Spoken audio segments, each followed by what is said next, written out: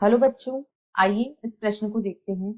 कौन सा उत्तक अपनी स्थिति से सही सही मिलान किया गया है? विकल्प ए उत्तक स्थिति एरियोलर उत्तक कंडरा, विकल्प बी उत्तक परिवर्ती उपकला स्थिति नासिकाग्र, विकल्प सी उत्तक घनाकार उपकला स्थिति आमाशय स्तर, या विकल्प डी उत्तक चिकनी पेशी स्थिति आंत भित्ति। इस प्रश्न की जो मुख्य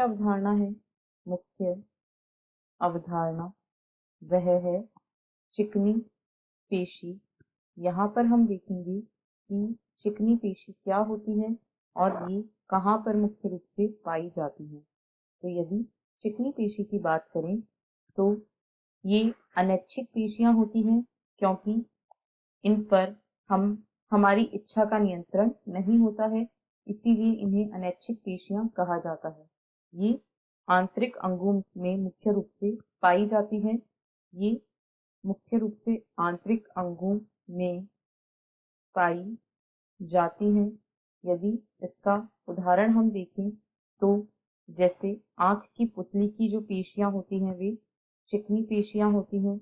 इसके साथ ही आंत भित्ति की पेशी, यह भी चिकनी पेशी का ही एक उदाहरण है।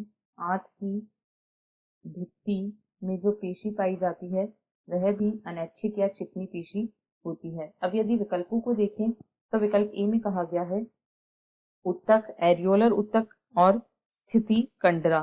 तो यदि कंडराओं की बात करें तो ये एरियोलर उत्तक से नहीं बल्कि सघन तंतुमय संयोजी उत्तक से बनी होती हैं। ये सघन तंतुमय संयोजी उत्तक, ये सघन तंतुमय संयोजी उत्तक से निर्मित होती हैं, अतः यह विकल्प गलत है।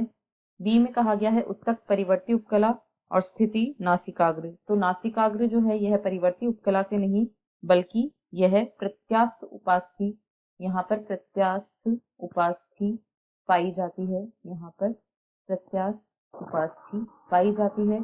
सी में कहा गया है घनाकार उपकला और स्थिति आमाशय स्तर। तो जो आमाशय की दीवार होती है वह घनाकार उपकला से नहीं बल्कि स्तंभी उपकला से बनी होती है। यहाँ पर स्तंभी उपकला पाई जाती है, अतः यह विकल्प भी गलत है। केवल विकल्प डी सही है, क्योंकि इसमें उत्तक और उसकी स्थिति चिकनी पेशी आंत भित्ति बिल्कुल सही मिलान किया गया है। आशा है आपको प्रश्न समझ आया होगा। धन्यवाद।